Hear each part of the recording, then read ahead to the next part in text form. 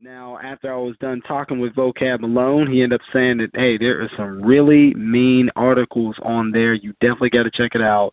Urban Apologetics. Definitely want to take a look at it.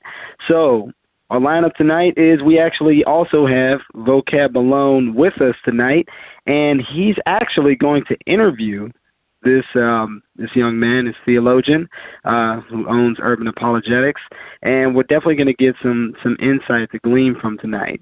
But before we do that, I also wanted to give just one more review. If anybody knows, well, of course, I'm pretty sure you all should know, a man named Sal Showtime of Debate Talk for You. Last night was a pretty unforgettable show where there was a group called the Shut 'em Down Crew. And so G Consciousness and I had actually had a good talk with them. And, you know, I have to admit, it was, well, you know, I'm not going to give my opinion. This is what I'll say. Just watch the show yourself. And I think it'll be very clear as to, you know, how biblical one side is and how biblically challenged another side is. I believe the show was actually called Shut 'em Down Crew, One West Strikes Back. So you can look for that on Debate Talk for You YouTube. He also has a Blog Talk Radio. That's where all of his YouTube channel stuff comes from. So without further ado, we're going to get right into this tonight. Tonight we're not going to be long. I'm not going to be pretty much hosting as much. I'm pretty much going to be on the sidelines here. And so I'm going to go ahead and open up the floor. I'm going to go ahead and unmute Vocab Malone and also Muhammad from Apologetics. Okay, 480 and 267, you are live. What's going on, Ssoreal? Thanks for having me on tonight, man. How you doing? Hey, I'm doing blessed, man. It's always good to have you, man. Always. Well, quick mic check on. I'm Muhammad. How you sound? Pretty good. Glad to be here. All right, cool. Let me introduce the listening audience to you, Muhammad. And I want to once again thank you, Ssoreal, for this opportunity and all of that. You were the founder of urbanapologetics.org, an apologist, writer, activist, Bible teacher, and a covenant member of Epiphany Fellowship out in Philly, where Dr. Eric Mason is a lead pastor. You serve as on the Armor Bearer team, right? And something called the Harvesters Ministry, where you disciple men who have become Christians. You were an Orthodox Muslim and non-Orthodox, it looks like, 20 years, and you're involved with the Nation of Islam, Nations of Gods and Earth, Nubian Islamic Hebrews, Moorish Science Temple, and other groups, including Hebrew Israelites and Kemet Science, Masons, all of that. But you became a believer, you surrendered to Christ now, here you are, and now you have a mission and a goal of doing apologetics, specifically in an urban context. And one of the parts where it says what you do on the website, which is a brand new website. I encourage people to check it out even while I'm talking, urbanapologetics.org. Urban Apologetics dialogues about how Christians can biblically and effectively engage urban life in a simple and straightforward manner. We especially call for a biblical cultural renaissance amongst those of African descent. We aim to be the voice of the streets for the Christian apologists in the inner city. Welcome to the show, Muhammad. How you doing? You want to give quick shout-outs before we start asking you questions? Well, first shout-out I would definitely like to give to Pastor Eric Mason. You know, he definitely helped groom me into becoming the Christian I am, as far as thinking and having the courage to actually step out on certain issues that a lot of Christians may seem to steer far away from nowadays. Also, definitely a shout out to Brother Christopher Brooks. I actually got to build with him on his past Thriving Frequency 2016. He is also the author of the book Urban Apologetics. And I pretty much built on that foundation, you know, as he actually encouraged people to do. And we definitely built, and he actually came up with 5 points. And if you look at the site, I had no idea he had these 5 specific points when he makes his lectures, and I actually build on those 5 plus 2. So I actually break it down as like 7 key points, understanding urban apologetics. You just wanted it to be 7. That's your old nation. Well, you know how that 7 works on the street, you know. Yeah, that's your old Nation of Islam. That's your old Nations of Gods and Earth is coming back. You had to have that 7. Right. The 7-letter made. All right, check it out. Let's look at these 7 key points since we're on that at urbanapologetics.org. Muhammad, what is urban apologetics? Urban apologetics basically is teaching Christian the art of defense as well as offense against anything in the urban culture that challenges the biblical worldview, the deity of Jesus Christ, and the inspiration of Scripture. All right, so let's get into some of the key points right here, because what I want people to do today as they listen to the show is to understand what is urban apologetics and why there's a specific need for it. You start off saying urban apologetics is the gospel. Now, why is that important to start there? Because a lot of the times, even when you're studying outside the urban context of studying apologetics in general, it tends to get caught up in philosophical reasoning and, becomes more like the Greek philosophers back in the days to sit back in a circle, and basically they're mentally stroking each other on their own endeavors as far as philosophy is concerned. And this has nothing to do with, our own vain philosophies, but specifically is based upon the gospel. I mean, we can debate all day, but if the point of whoever we're talking to is not to understand who Yeshua Jesus Christ is, then basically, our debates or our conversations, our talks, how we want to put it, is just null and void. There's no power to apologetics without the power of the gospel. How would you define briefly the gospel? I mean, personally, I would define the gospel as understanding that we are sinners. We come from a fallen world, and that Romans 3:23. That's right, and that we need the power of the Son, who became man in order to redeem us from the fallen state that we were in. And without that redemptional process, there is no salvation. And so that's why this matters so much. Second point, you talk about it's a biblical worldview. What is that? What does that mean to say something's a biblical worldview? Basically, it's a lifestyle behind this too. Oftentimes outside of even Christian apologetics, we're out there, we're teaching these principles, these doctrines, these books just for argument's sake, and they're not living it.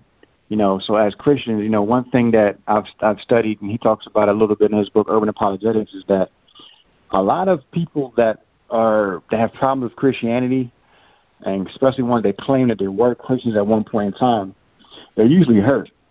And usually that hurt comes from some type of church hurt or individual hurt that they felt from a fellow Christian who basically wasn't living a lifestyle that a true Christian should live. So hey, on that note, let me read some. I was wondering if I'd be able to use this. This is from Elijah Muhammad, and most of you would know him as the founder of the Nation of Islam. And I'm going to read a quote from him. Now, I think he's a little unfair in the quote, meaning he kind of overgeneralizes. However, you can see that it comes from a place of hurt. Listen to this quote from Elijah Muhammad about what you just said. Christianity is not the true religion of God.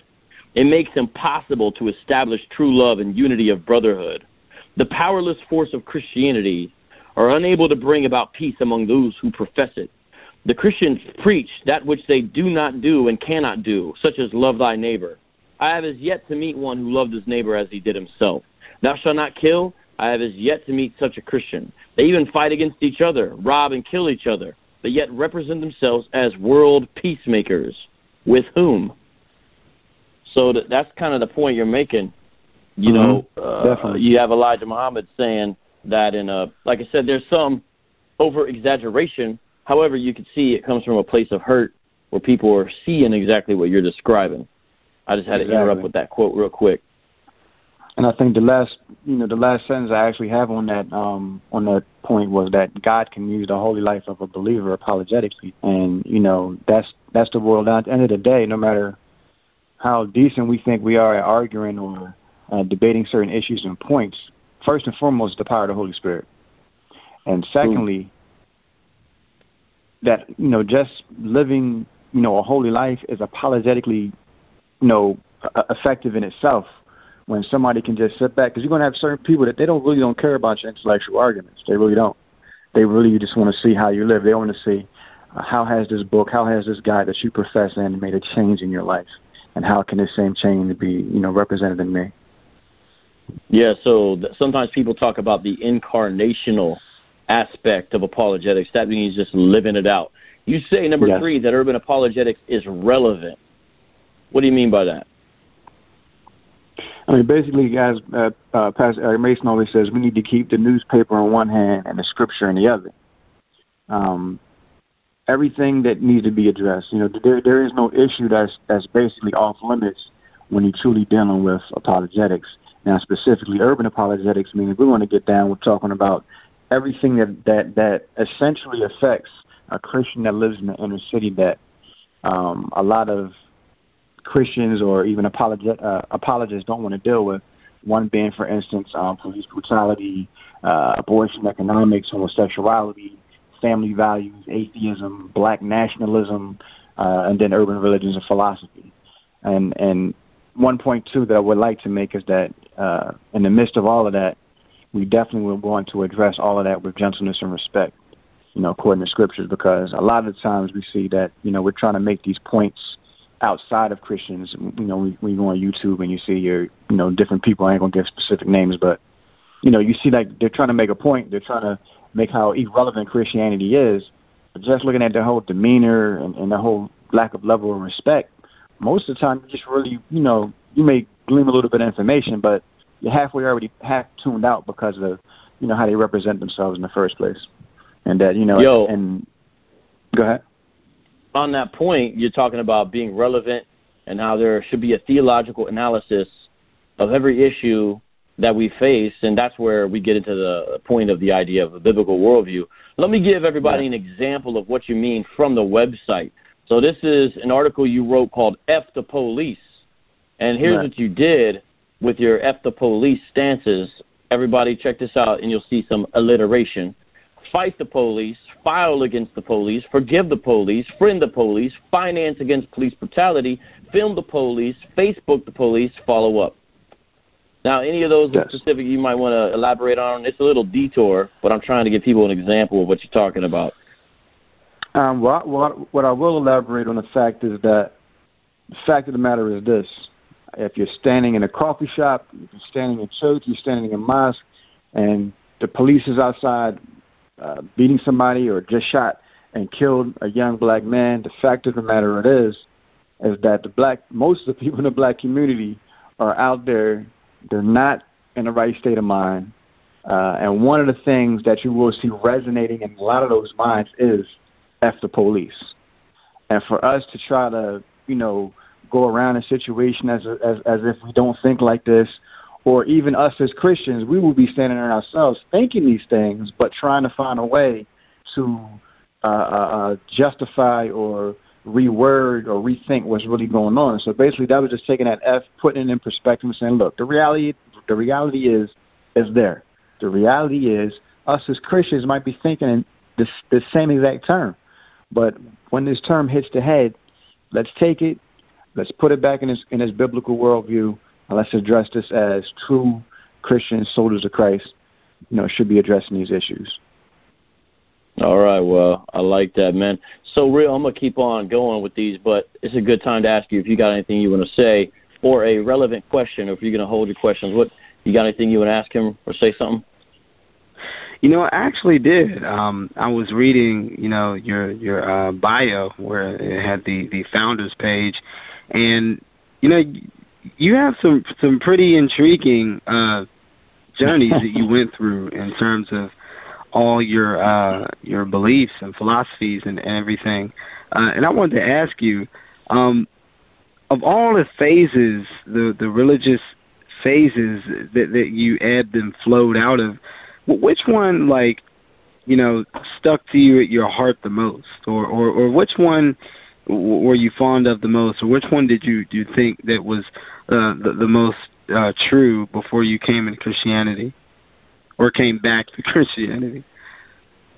To say what the most true is, let me just say that I feel the one that helped me to get to more where I am today will probably be, I would say, the Kemetic science, and only for the fact that there became a point in my time in that journey where understanding, Egyptology, the gods, the goddesses, it did a twofold thing. One, it gave me a divine understanding of who I thought I was, and two, it gave me a cultural understanding of who I was, and those things also led to the study of other things, other philosophies. A lot of the times when you're just dealing with the Hebrew Israelite Nation of Islam or the Moorish Science Temple, maybe not so much the Moorish Science Temple, but the Islams and Hebrew Israelites, you're pretty much stuck in that zone, stuck in that book, stuck in that school of thought of dealing with things. There's pretty much no outside of the box of anything. So I think understanding the Kemetic Egyptology actually led me to start seeing things more out the box. And that definitely helped me with addressing things today.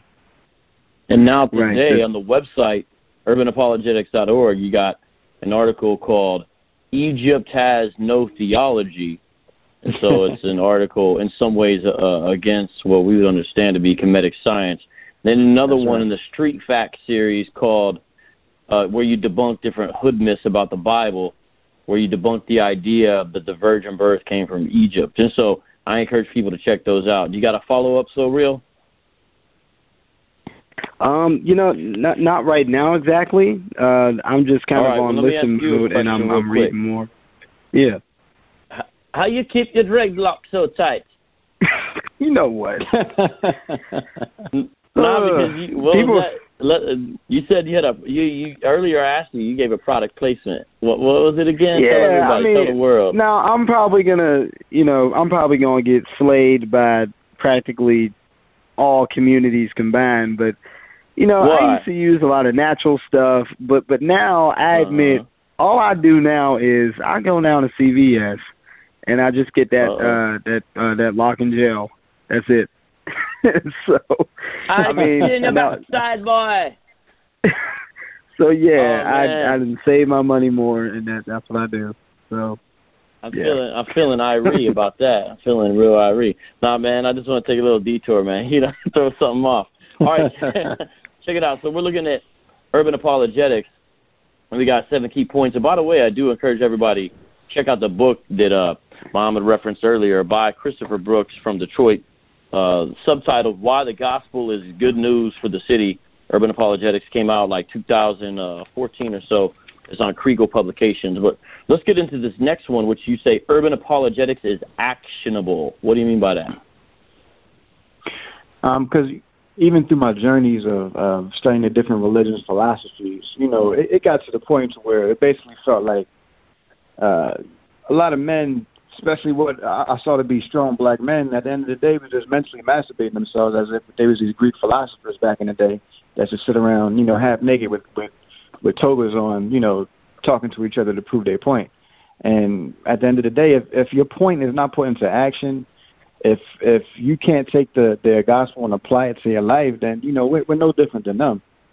And people are definitely going to see this. And I think there's been enough, especially amongst Christians, where enough of just talking and that's it. Enough of just giving a sermon and that's it. Enough of just preaching and that's it. If we're not in the streets making a difference, if we're not living examples, basically got to be the image bearers of God. And I think that's very important is that people see that what we're doing and talking about as not only just being verbalized, but is also being put into practice as far as not just personally within inside myself, but also within inside our communities. One thing that we do at Epiphany Fellowship in Philadelphia, for instance, is like once a month we have what's called action walks, and we actually get in the community every on those Sundays. We ask questions, we engage the community. It's not just apologetically dealing with different religious philosophies, but just dealing with the hood. Somebody gave their life to Christ last week, And when I was talking to this individual in the midst of that conversation, he needed something to eat. So the first thing that I did was give this man some food, first and foremost. He needed food first, then that theology second. And if, what would it look like if he's telling me he's hungry, and I'm thinking, well, I'm just going to feed you with the bread of the word. Like, no, the man needs a sandwich. He needs some soda. He needs some snacks. He needs something to take home with him.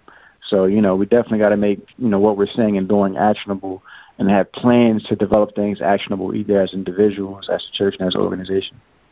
Yeah, you could have pulled a Jesus juke on him. You guys ever heard of that phrase, Jesus juke? That's like when somebody says something, and I ain't never heard of no Jesus. Well, let me school y'all. Real quick. It's where you like religiously outdo them. So let me give you an example from his situation. Man's like, Muhammad, man, I'm like really hungry right now, man. And your response is, brother, don't you know I'm feeding you manna from heaven? Isn't that enough? You see what I'm saying? Something like that. It's called a Jesus juke. You say something, and then kind of reminds me. Kind of reminds me of those people. Yeah, it kind of reminds me of those people that someone pulls off a really dope dance at like a wedding or something. Mm-hmm. But then there's always that one person that always has to clear the dance floor, everybody, to try to outdo someone that pretty much, did a pretty dope dance. Like they always have to upstage the person. Oh, so real. So. We all know you're that person, though. Shut up. You know what I'm talking about from. Nah, quit.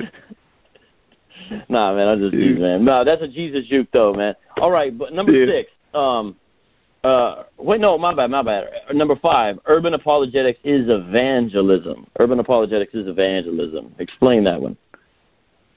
Basically, it's about spreading the gospel. It's not just about proving your point, or how deep your answer is. A lot of times I see, even my personal self when I study apologetics, and I hear somebody say something like, "Whoa, like dude, like he blew it out the water, like you know what I'm saying, like he shut the whole thing down, like at the end of the day that's good, but that's not what the point is. The point is about the answer, and what I say the answer is Jesus Christ. If we're not about spreading the gospel, if we're not about spreading the kingdom of God, then it's null and void. We can talk all day. We definitely got to be about spreading the mission of our Lord and Savior Jesus Christ. Yeah, man, I'm gonna recommend 2 really old books, but they kind of relate to that. But I like these old books because what they do is they relate to the gospel being evangelistic, and that's what we need to do as Christians. The church needs to roll that way. But then they specifically relate it to issues that people in the hood face, basically. Now, these books go all the way back to 1970. These books I'm going to mention, one's like 1970, the other one's 1974, by Tom Skinner. One is called How Black is the Gospel, and the other one is called If Christ is the Answer, What Are the Questions? And, man, these are just such good books. Now, I know they're old, but, man, Tom Skinner was way ahead of his time, and if you read these, you realize that, the Lord has had a still small voice about some of these issues, even back, in the 70s. And I just encourage people to check these out because it relates to some of what you're saying. And man, there's just some dope stuff in here that Tom Skinner has. And so I just want to throw that. I was reading that today, so I had to make a plug for it. Number 6, urban apologetics is missional. Urban apologetics is missional. Let me read what you have written under it, and then I'll let you elaborate. We need to improve our human condition, especially amongst those of African descent affected by the broken systems of our world. This must be done both ethically and theologically. We're not here just to debate, but to relate and infiltrate with the fullness of the gospel. Elaborate. I mean, and we definitely, as Christians, we need to have the same mind state of addressing the urban community, just as we do when we send people on these real big mission trips to Africa or wherever, India, China, as if, we're going to a brand new field where you don't understand the language. You really need to learn everything from the ground up to the floor up and, really build on the foundations of what it's going to take to truly bring about change in the urban city. A lot of the times, people really don't see the brokenness of the hood. they see basically what they see on CNN, ABC News, and stereotypes. And they're pretty much addressing those stereotypes and not addressing the actual hurt that's going on in the hood. And I think that we really need to be very theologically sound when addressing it, and not just a lovey-lovey, dove-dove type thing, because really that phase is over and done with. Like, we really need to be theologically sound right now when we're addressing the urban community. And I just think, like, being missional and improving the human condition is, like, so important, because I really don't think we have that love that we have for the urban community as we do for other missions when they're going outside of the United States. I think we need to have that same urgent desire to make that fullness and that change within inside our community, especially learning the language. And the language would mean learning I'm not talking about slang or ebonics. I'm talking about learning the silent language of the street, understanding the words that people are speaking to you, because most of the time it's words of hurt. When you're talking to people, you see that they're hurting. One thing that I've kept conscious in urban apologetics too is that when we're talking to a lot of people that deal with these different religions and philosophies, a lot of the times they're hurt, personal person, church hurt, or they're also dealing with, what's the best way to put it, racial injustice.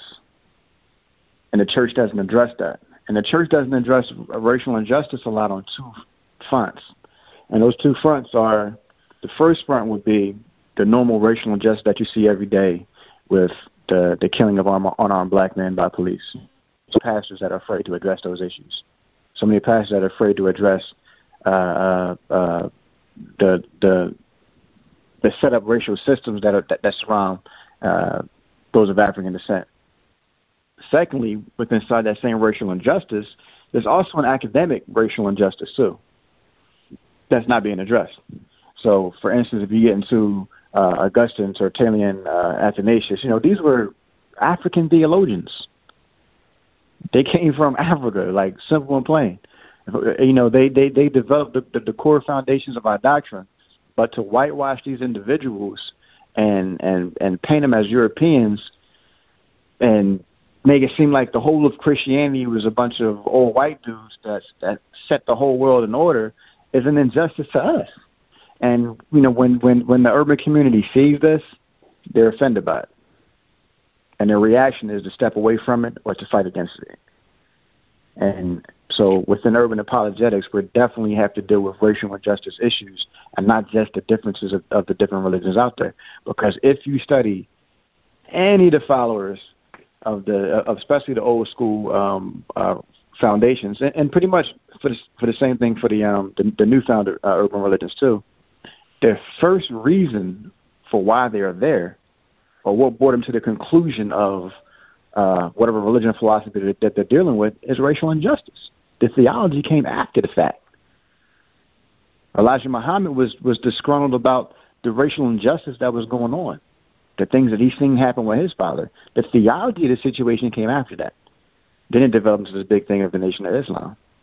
So I think that, when we see that this is a very major point that has to be addressed within urban apologetics specifically, then, it's definitely going to be the next stage for us.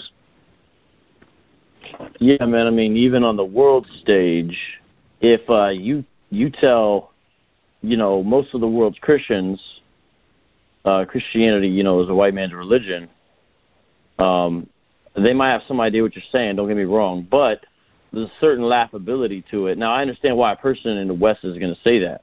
But what I mean is, when you look at where Christendom, if you want to call it that, is moving, man, it's to the global South. It's to Africa. It's to China.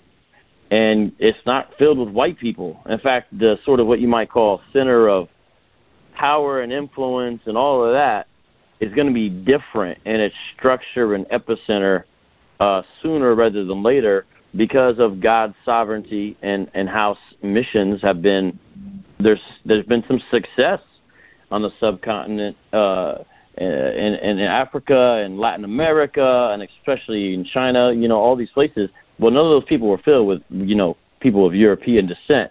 And so part of this is a lack of education just from everybody's perspective. Like, lots of things have been whitewashed, true, but then also people are not really realizing what God is doing on the global stage. So I'm not saying that we all know why people would say that. I'm just saying we got a lot of work to do, not just with unbelievers, but with believers, to educate them about church history, like you mentioned, so they can hear about Alexandria and Christians from Egypt, and they can learn about the Christian kingdom of Ethiopia, what's now called Ethiopia. So they can learn about not just that, but even the history of Christianity in America. There's a beautiful trajectory. There's a great beauty in what is called the Black Church. There's a great book on it.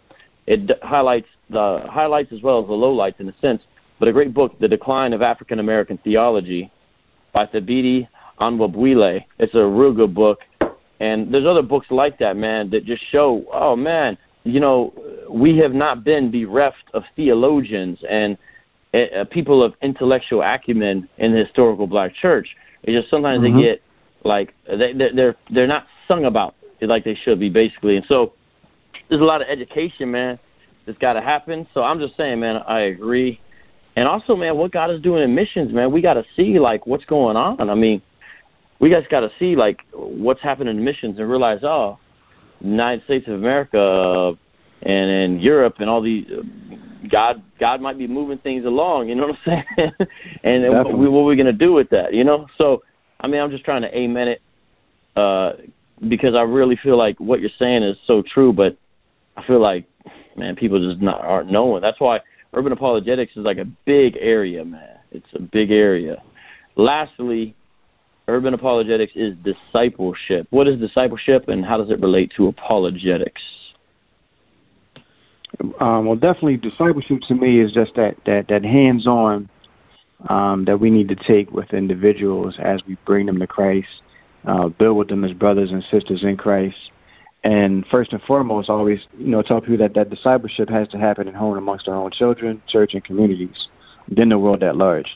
And I think that if you study the different urban religions, you see they take that same point of dealing with themselves first, what they usually call knowledge of self, and then their church or their circle, their community, and then to the world at large. Because if you're not doing on that level, if you're so focused on, all right, this is who I am as a Christian, now let's just get it to the world, then you kind of missing the boat because you haven't taken those necessary stages to help build, to help groom, to help baptize, teach people the Christ way of not only of how you're walking and talking, but helping to build them to be a model of that same Christ-like environment. And I think it is very important that we definitely don't forget that it's a lot of hands-on to being a Christians and to deal with brothers and sisters as they come to Christ. And I think also you touched on the point too when you said that it's a big issue amongst the church. And really that's like my urban apologetics to me is a biblical apologetic, meaning that if you go through the scriptures and you study apologetics, you will see that most of the times where apologetics issues are addressed, it's first and foremost addressed to those that's inside the church. Actually addressing those outside the church was actually a secondary venue of apologetics that came down a lot later. So, we definitely had to start from the inside out and addressing these issues from the inside out. One of the main things that the apostles were dealing with, that they didn't want the Christianity to be distorted from the inside first, from home first.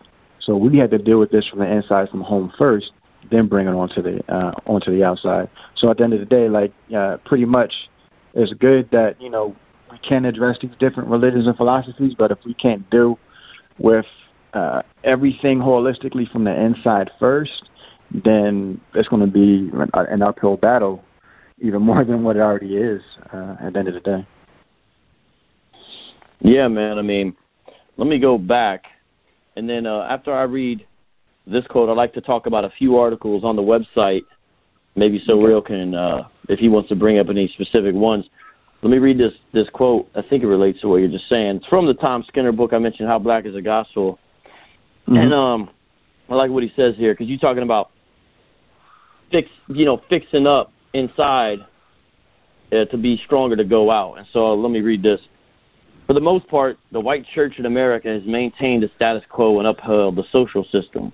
How different from the radical revolutionary gospel of Bible times, when believers address themselves to the roots of injustice and sinful egotism. The issue that is now before us is, how can an institution which itself has been infested with racism, which has denied black people equality, which has preached a message of separation and segregation, which has sought to use itself to prove that black people were socially, economically, and spiritually inferior, how can that church now take a message which it was supposed to have been preaching for all these years and make it relevant to the black community? Now remember, this is written in 1970. This is the last paragraph.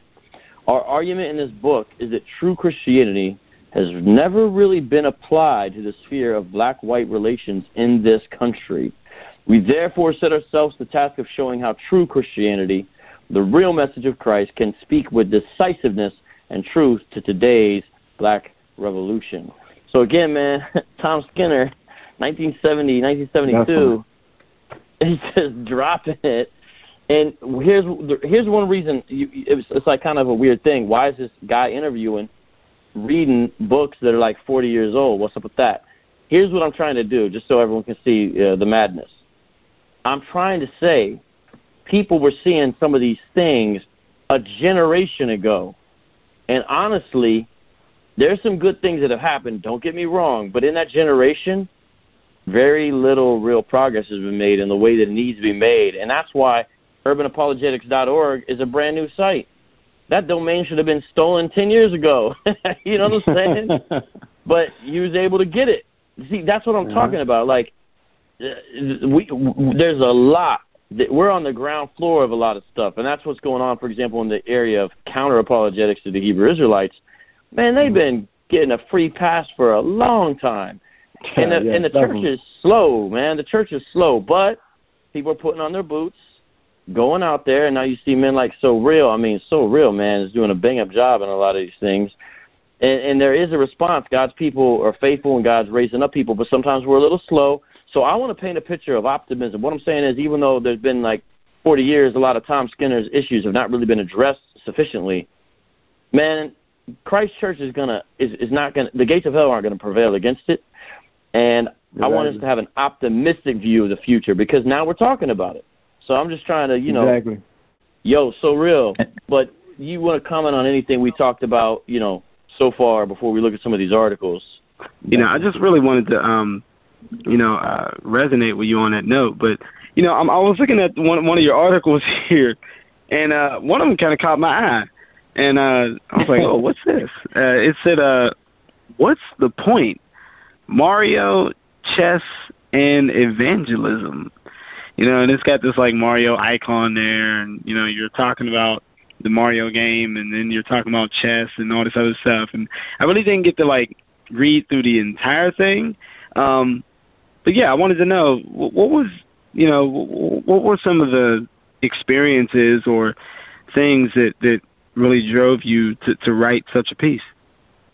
Hey, real quick, let me help him out. I didn't write this piece right here. Yeah, this was actually written by Pastor Recap Gray, right? Oh, okay, my bad. Yeah, so he's on staff at Epiphany, and then also you got another contributor, Ernest Cleo Grant II, who's a pastor of Epiphany Fellowship in Camden. So there are contributors to the website, just so everybody knows, on our apologetics.org. But I still would like to also hear you talk about the Mario article, if you could. Well, basically, I wanted to include that into the site too, because this will go at the point that I said that apologetics is evangelism. So basically, I just wanted to give evangelistic perspective that could be used to understanding. Because I really like his 4 points we had: hear, honor, help, and heal. And just to briefly go through those, where he says, silent seeking to understand. And he says, we must take notice of the loss and desire to clearly understand a story from their perspective. And a lot of times, when we're trying to debate an issue, a lot of times we don't hear half of that. We're just basically trying to hear them get through what they want to say, just so we can break it down to them, just so we can kill it, just so we can prove our point, just so we can shut them down. But that's not the point. The point is to actually hear what they're saying and to understand from their perspective, not the perspective that we want to get them to, but from their perspective first, and to build from that perspective of theirs on out to ours, and not ours out to set a point for them. Then the second point was honor, sympathy, and empathy. And he says this is much more internal than external, but we want to allow ourselves to experience the God-given grace of emotionally trying to enter into another image-bearer's shoes. And I think that's profound right there, for the simple fact that a lot of times as Christians, we see ourselves as the image bearers, and we're forgetting that we're all image bearers. Some of us are just, are denouncing our imagehood, but we're all image bearers. And to mentally and emotionally give that respect to the person who we're talking to, trying to evangelize that, look, you're an image bearer too, and I need to see from how you are seeing these things. It's just, a profound help to the person who's trying to evangelize to actually, build that bridge. The third point was help, discern the best path. And he says, here is where conversations can get a little more direct. And then he goes on further down where he says, if you answer from the scripture any of these questions you have, you turn in faith to Christ. And what is the primary reason you are not a Christian today? And I think that getting to this point, when we're talking to people, if you ever look at a lot of apologetics, especially even those that are not Christians, let's just deal with the ones that's not Christians, we don't get to this point. Like, what is the primary reason why you're not a Christian today? Like, we really need to get to this point when we're talking to people. Otherwise, once again, we're getting into that whole boat of debating, mental masturbation, and everything else, instead of getting to the point that, what is it going to take you to believe in Christ? If you tell me this and I can give you an answer for this, is there any other obstacles that's going to take to believing in Christ? A lot of times we allow the conversations to go to where we're just, it's sort of like those, I forget what you call it, but they're shooting those, I think they're called ducks in the air, and then you got the shotgun and you're just trying to shoot them all down. And I think we get caught in that zone sometimes. We get caught in that zone sometimes when we're evangelizing. They're shooting the ducks up like, pa-choom, pa-choom, pa-choom. You're shooting them down as they come, but nowhere does somebody point. So you know what? I could be doing this all day. I could be shooting these ducks all day, today, tomorrow, and the next day. Matter of fact, but before you shoot the next duck, if I hit this duck, what is it going to take for you to understand that I'm a marksman? You get what I'm saying? That you're a duck hunter? Right. Another Nintendo game reference. Yeah, so, basically definitely need to get to that point. And then his fourth point was heal, and as a make a beeline to Jesus. Just like there is a pathway to Jesus from any place in the scripture, so there is a pathway to Jesus from any heart of a man. And that's just very profound doing evangelism, making that beeline, seeing where the person really is coming from in that conversation. For instance, there's been an atheist guy who I've been dealing with, and, he tries to get every single atheist argument that he could find. But at the end of the day, when you see the beelines in his conversations, at the end of the day, it all boils down to church hurt with him. Church hurt. No matter how philosophical, no matter how how scientific he presents his arguments, in each argument, always a beeline that leads to church hurt, which leads a beeline to Christ. And I just think it's profound that when we really start listening more and trying to hear what the people are actually saying, is that we'll always find the true motive behind why they're doing or talking like they're talking. Hey, it's good stuff, man. It's good stuff. Let me throw some of these article titles so people can see some of the stuff that's on the website. I'll just talk about some of the ones we have went over. Please stop whitewashing Christianity. Black-face religion. Muslim, go back to the Bible. Please remove your blackness. The Bible is not the white man's book. The Bible is reliable. And the rest of them, I believe we've mentioned, of course. There's some other stuff that people can look at, the mission, the founder, what you believe. and archive articles. Now, tell me, this is the last question I have, and then, Ssoreal, I'm pretty close if you're down to get close to opening up for questions if people want to ask. Do you need to give out that information, or do people already know, Ssoreal? I'm just going to go ahead and give it out anyway because this is only my fourth show. If you are listening, so far I do see 9 callers here, and I only see one of them that actually have a question. Everybody else is just kind of listening. But if you do want to come on and chime in, and if you're already in the call, or if you want to be in the call, just simply hit 1. For the rest of you who are listening online and you want to chime on in, pick up your phone and dial 602-753-1949. Once again, that's 602-753-1949, and then from there, you'll be in the call. And also, if you have a question, then just press number 1, and from there, you'll actually be in the line. So, last words from Vocab and Urban Apologetics, and then after that, we're going to go ahead and open up the lines for calls. What you going to do with your vlog here on the website that you got? Did you actually see the introductory video for it?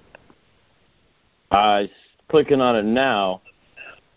Okay. So basically, but I'm just saying, describe it to listeners, Basically, it's going to be a video blog that's going to have multiple things. It's not going to be one specific thing. It'll be anywhere from conference videos to maybe debates, interviews, to anything. It's just really just the video log of extra content for the website, and the podcast, of course, that'll have interviews. Actually, I got some videos coming up from about 8-minute videos coming up from the Thriving 2016, so people can get a glimpse of what was going on there.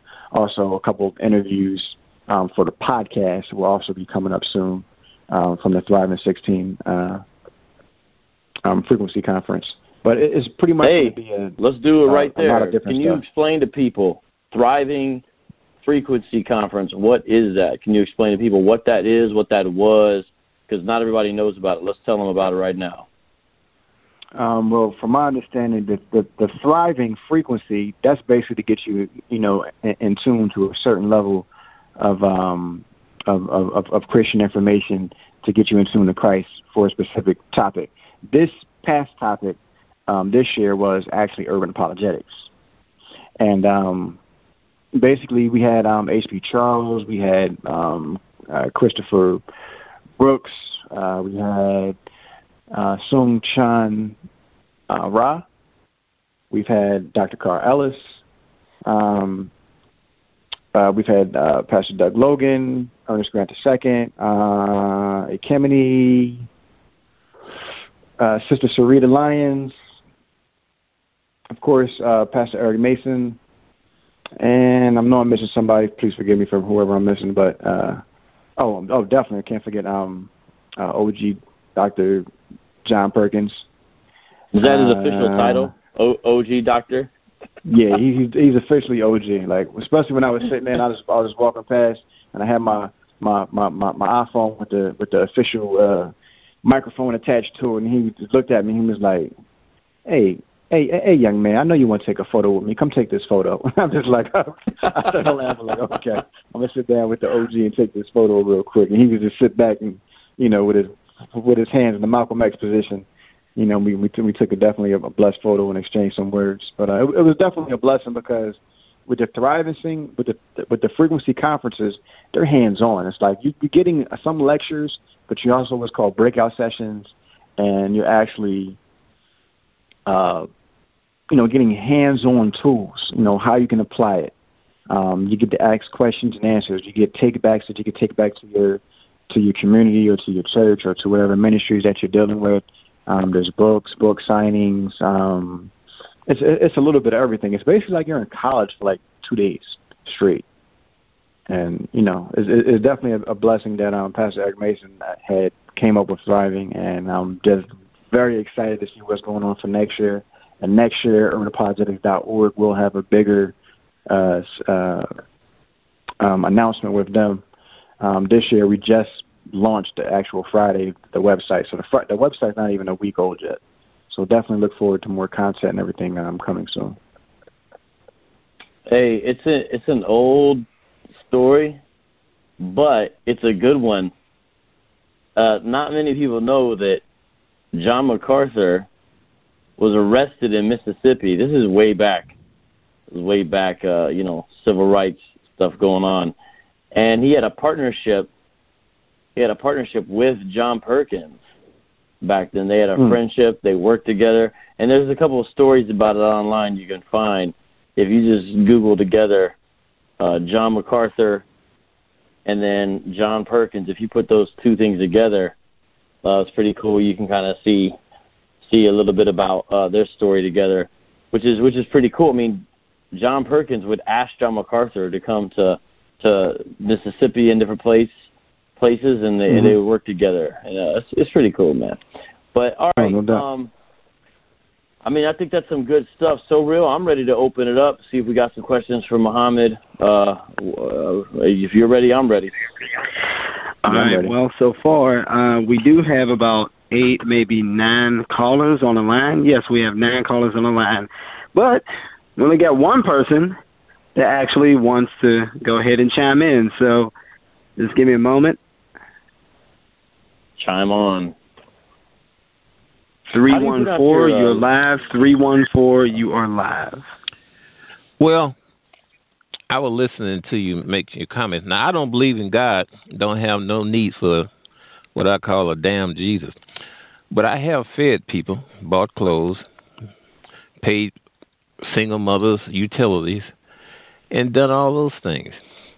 And every now and then I have someone go to say, God will bless you, but I told them I don't need that. And they don't give me the food back, by the way. So I just want you to know that everybody in this country is not on the same page. You got some on the left, some on the right, and you have those in the middle.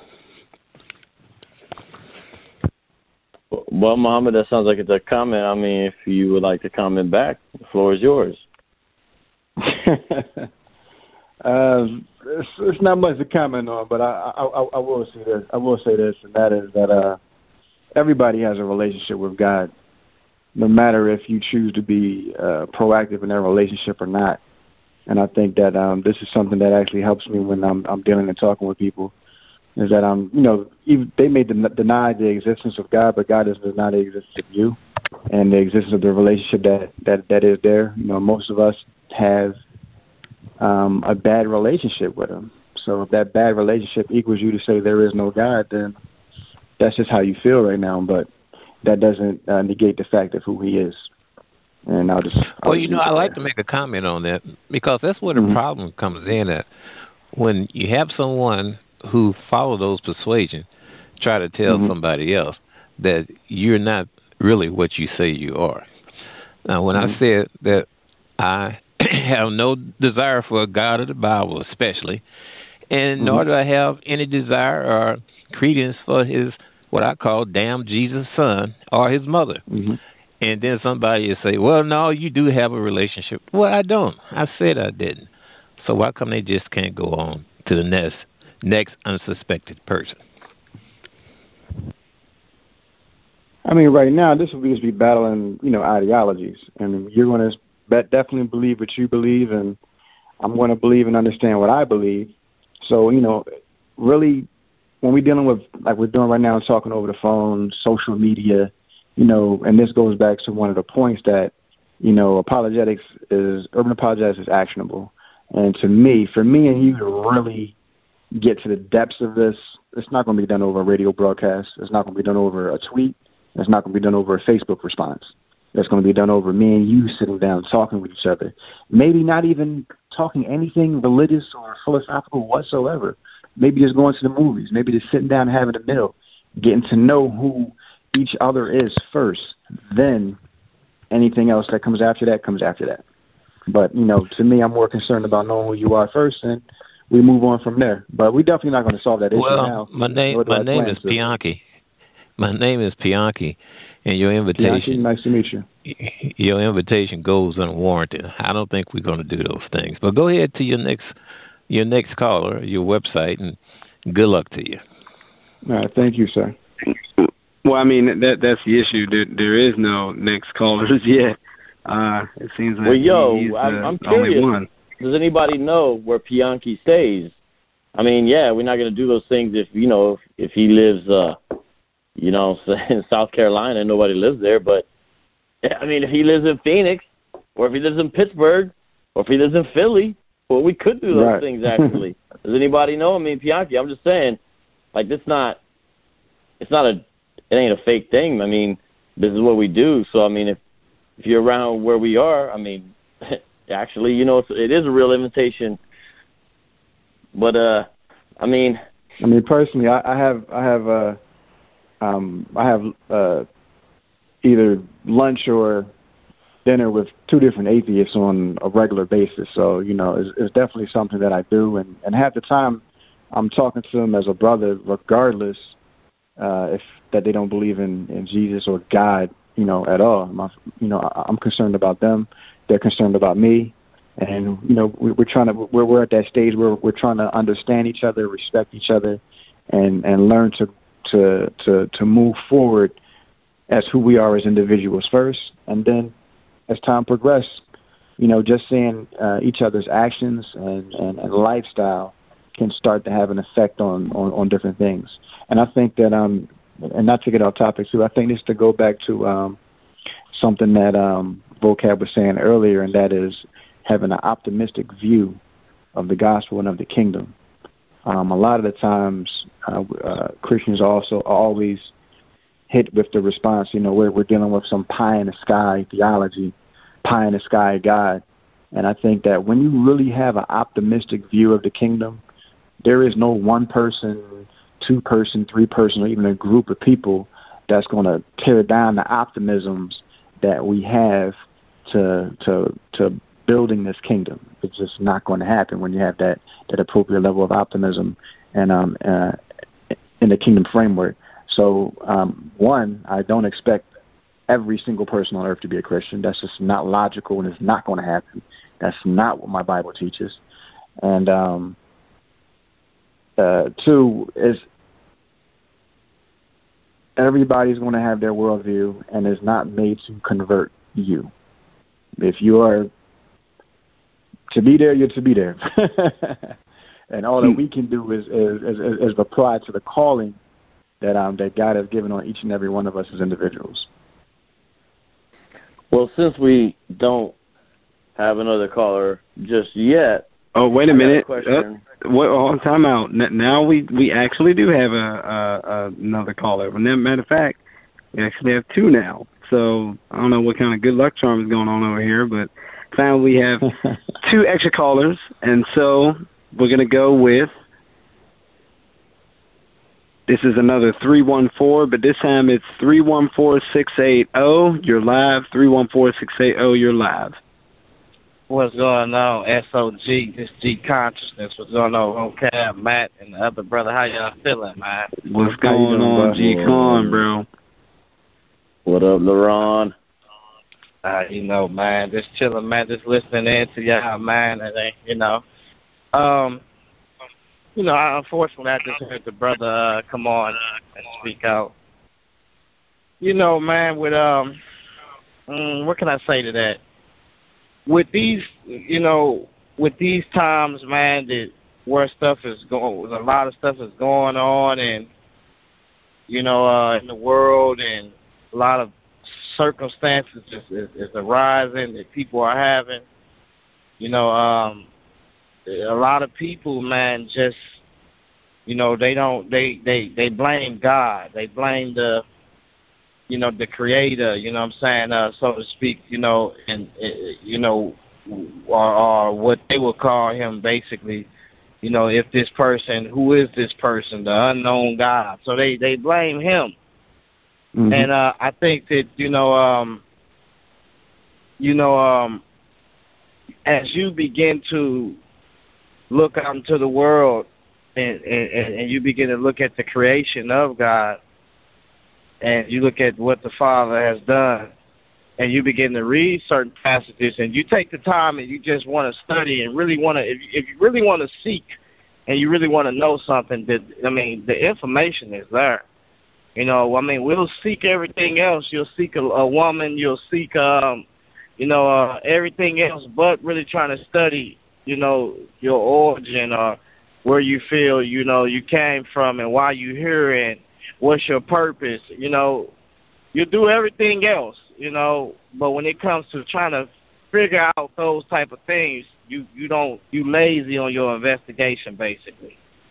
And that's what I really see, and it hurts a little bit because, we got people, that do things like that, but it's evident that, there is a, creator, and he does want a relationship with us, and I think that the lack of relationship and the lack of communication is why there's destruction, and that's clear, always been that way, So I think that if you really want to know, for those that are listening in out there, you really want to know who God is, or how does He manifest Himself, or what's going on with His Son? What is the doctrine of His Son, of Christ Jesus? I mean, the information is there. I mean, your ancestors were sacrificed, and it's not a reason. I mean, there's a reason why they were sacrificed, and let's start with that. Maybe you can find out and say, why did these people sacrifice these animals in the beginning? Rather if they started off good and ended up bad, why was they sacrificed in the first place? Every time you sit down to eat, you basically are participating in some type of ritual, and that you don't even know, but you're participating in it. So, the answer is there, and it's clear that God has made it clear, and there's no excuse. Because there's so much evidence that God is guilty, that He is the creator. It's too much evidence. His fingerprint is on everything that we see this in the creation. Everything that we see that's in His creation is there. So for that last caller, man, if you really want to know, I understand you're mad because of the circumstances. You might have that concept of where you might say, the white man gave us the Bible, and that might be your excuse. But if you're going to bring a case against the Bible, you might want to do a good investigation before you bring that to the jury and to the judge. Because you might be lacking some evidence or not have the proper evidence and go up there and you be, losing that battle. But that's all I got to say to that. My prayer goes out to that brother, man, and everybody that's listening in, my prayer goes out to them. And that's it, though, for real. Amen, brother. Yeah, amen. Thanks. Hey, while you guys are both on the line, real quick, can I say something? G-Con and who just made the comments, and Ssoreal, who's hosting the broadcast tonight, when they did the debate talk for you with South Showtime yesterday, man, it was beautiful. You guys had perfect interaction, first of all.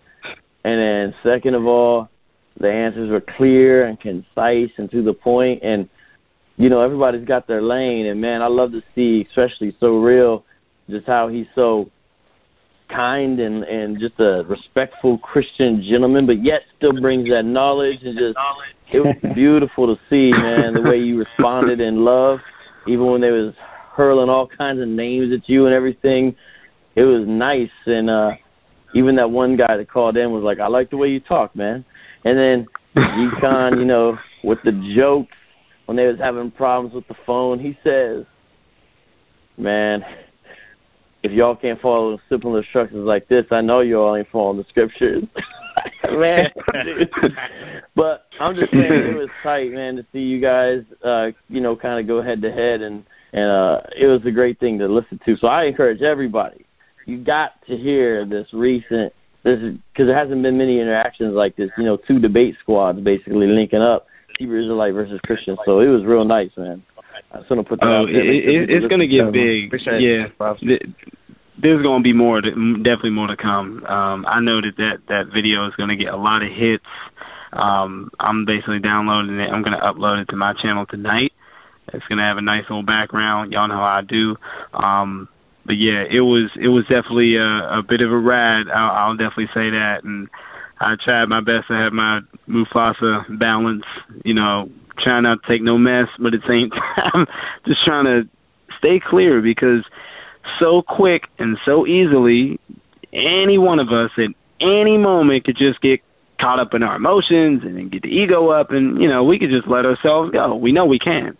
But, you know, it's like the brother said, it's like Muhammad said, look, you have to get to the heart of the matter, you know, and I really like to have, like, a part 2 about this, because now all of a sudden I'm formulating all these questions in my head, because I know that there's, you know, there's other Christians out there that are a bit militant, and they do believe that, say, hey, you know, you have to be, quote-unquote, biblical, and, you know, forget all this stuff about emotion and trying to,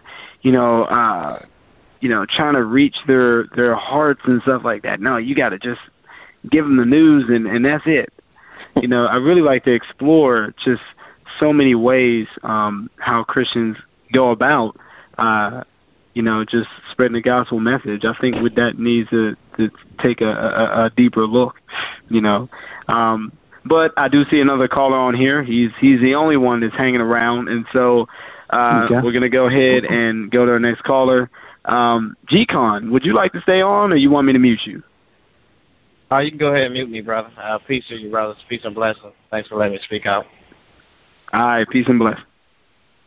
Okay, next caller is 626. You are live. 626. You are live. Yes, brothers. How y'all doing? How you doing? Hey, bro? What's going on, bro? Yeah. I just wanted to say, I'm not a Christian. I don't plan on being a Christian no time soon. Second, I would put out there that, you know, when we look at Christianity here in America, I'm talking about this America. I'm not talking about from a historical perspective. I'm saying this just in a dealing with black people dealing with Christianity, the way it's been taught to us. And the way it's been taught to us, it's taught us to be passive. It's taught us to forgive our enemies. And it has not taught us, in fact, to forgive your brother. See, I've been in a situation where I've gotten to a dialogue with Christian brothers, and they're ready to fight me. I've had that happen. Brothers are ready to fight, but they won't fight the enemy. And so I see that we still have as black people, just in general, I think we have a slave mentality and treating each other correctly. My third observation with Christianity, I think it's a failure for black people in America. And I always say this. We got a church on every street corner, and the conditions in our community, it stays the same. The community it stays exactly the same. We have crackheads, we have sisters selling their body, etc. We have different entities that are happening in our community, but the only thing that the Christian minister can tell us, or the pastor of your church can tell us, is just to believe in the Lord. Now, why people are suffering, I don't understand why we have to believe in a God that keeps us suffering. Because, see, and it's not about blaming God for nothing. The point is that if you look at the whole observation and study on how Christianity is viewing the black people in America, it's a total sham. I mean, I can see if this was in purity, it would help us to prosper. It would help us to move properly, attack these ills in our communities. But we have a bunch of churches that is based on money. And past that's all it's about. I'm right here in Los Angeles, bro, and we got churches out here that at least most of them combined together, they're doing $500 million. But instead, if you go out some churches and go down the Christian or walk around the street, with black people that are homeless, you have black people who with the same ills across the country, and they cannot build anything to put people to work. They cannot build anything to say, no, we're going to put people to work. Because I think since the thing is that you have to believe in God, or everybody want to believe in God, the thing is that if God would say so, well, why don't you put people to work? I mean, I don't understand. I mean, you know, God would. That's something. This thing that we call God, and I don't want to put a gender on God, because I think that's also another problem that we do. We put a gender on God. No one has actually spiritually seen God spiritually. I mean, so I don't know why we keep putting a gender on it, on this thing that we call God. So I think, again, I think it's been a failure. I'm not with none of this Christianity stuff. I'm not with Islam, brother. I've been the nation. I've been a Muslim. I've been a Hebrew. I've been all those things. I've been wrapped up in all. I've been going to church as a youngster. You see, and I feel and what I found that a lot of stuff, particularly, is fake. You see, and I hate to be the bearer of bad news, you know, but a lot of it is just fake stuff, because the conditions in our community are the same. We're probably the most holiest people that you ever consider, black people. We run through the aisles in churches, we do flips, we jump up, and you shout, you do all these things, but the condition that doesn't has not changed. That doesn't keep you police from shooting us down. That none of these things are stopping. And again, instead about whether or not I'm upset with the church or not. No, I'm just observing the church and saying, damn, the church has failed. It's failed in its development and its transcending of saving people and helping people. It has failed us completely. The church is no different than social clubs in most cases. That's what they are. You know, and I don't know. Go ahead. No, I'll wait till you're done. Okay. No, I'm pretty much done. Ssoreal. I mean, you know who I am. You know, and again, I don't personally deal with religion. Period. You know, I don't deal with none of that stuff anymore. I don't deal with any of it because, in fact, I see it's been a failure to black people. It's no way in the mind of, as far as I'm concerned, in my mind, if you got the people who believing in this God, and you got the conditions that are staying the same, that's a problem. It's either the way it's been taught to us, or we need to rethink and be honest and say, damn, why is this not working for us? Something is wrong with the way we've been teaching this Christianity to black people. It's something wrong with it. And I'm not for Islam. And I say the same thing to the Muslims. I say, well, it doesn't matter. We can have a mosque on every street corner, but if the conditions are the same, it doesn't do us no one. It doesn't do us any good one way or the other. Because I don't want to believe that this thing that we call God is a God of suffering. Because if it's about suffering, I just don't want to. It's not something that I don't want to. My children or the next generation have to go through constantly suffering when you saying Lord, Lord, Lord, while you still suffering. That's a contradiction. It doesn't make sense to me. So right. We need to be honest and how we deal with this thing called religion and Christianity and this whole belief system. We need to be more honest. And I know some of y'all believe in what you believe, bro, and I say that's fine with me. Believe what you want to believe, you know, because I know Christians who claim to be just as calm and nothing can move them, whatever. That's fine. But again, when you go outside these streets, bro, I feel like God. I feel like, wow, is what God wants? This is crazy. Hey, bro, I'd like to. Well, okay, yeah, you go ahead, because I was gonna go and end up kind of responding to a lot of some things you said, because I really wanted to, address some things. Yeah, I mean, I wanted to address one thing, and the one thing that I wanted to address is that to the brother's which I'm gonna say is venting, because I could tell from the voice, how he's venting that you're suffering, bro. And at the end of the day, if we ask this, bro, hold on one second. Let me say this, bro. Hold on, bro. It's not disrespect to you. It's just to say that anybody that's venting. Hold on. Let me say one thing to begin before I let you go. You don't know me to say I'm suffering. I'm just explaining to you. Okay? So, and that's what Christians do. The first thing you do is start playing on a mind game. Oh, you're suffering. No, that's not. I'm not suffering. I'm just saying to you. I'm speaking for a lot of people who are afraid to say what I'm saying. There are Christians who think like this. No, you're 100% correct. But when we don't have the answers, we're mentally suffering. They keep going to church because they've been told they must go to church, or else they're going to hell, or they're going to burn in hell. I understand all that stupid stuff, man. Okay. But let me ask you one question. From you being somebody that's in the hood, from you being somebody that's dealt with the different religions and philosophies, and I'm gonna leave you to do your research on this real quick. Let's take the Nation of Islam, Moorish Science Temples, Hebrew Israelites, Kemetic scientists, yoga, Hinduism, Buddhists,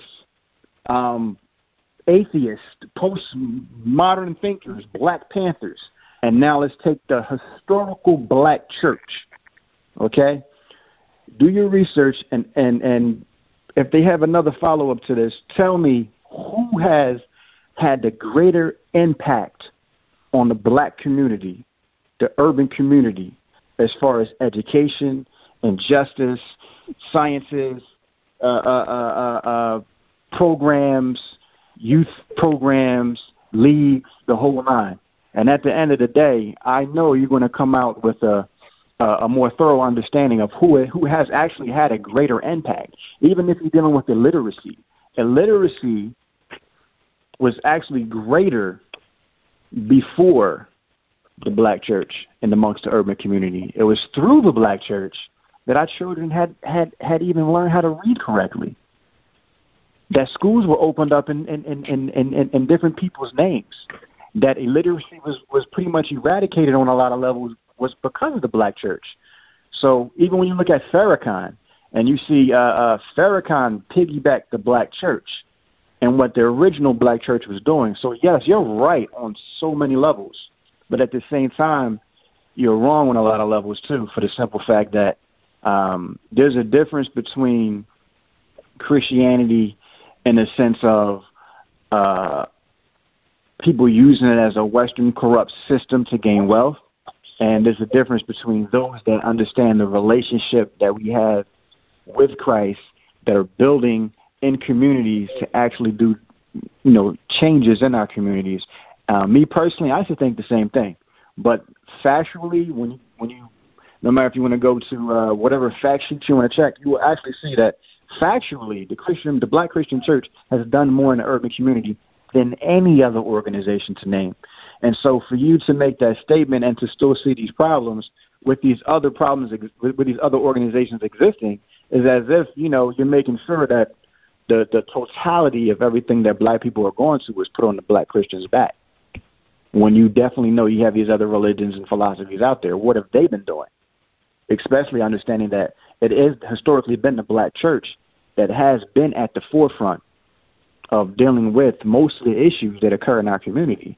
Even though, yes, you're correct, there has been a lot of corrupt people that have done a lot of deceitful things in the guise of Christianity, but historically, it has always been the Black church that has been holding down the first and foremost, most of the things that have been neglected within inside the Black community.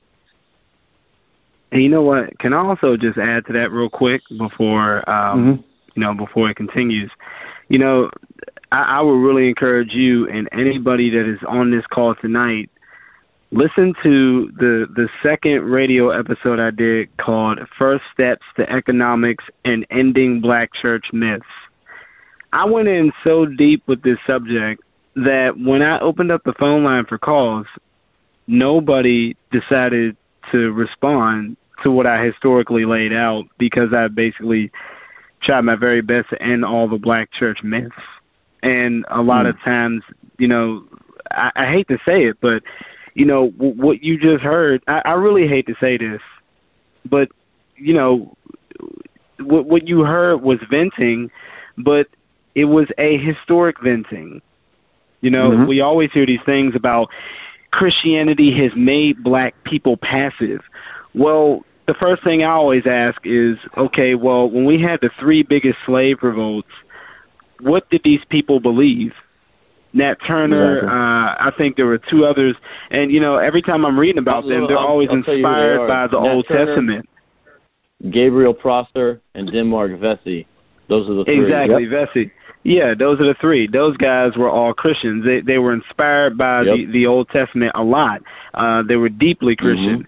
Also, even though people try to peg on the white Jesus image that they say that it was put in all the black churches and put there, okay, what do you do with the fact that the Christians, the actual slaves, the black slaves, our ancestors, they got a hold of the Bible?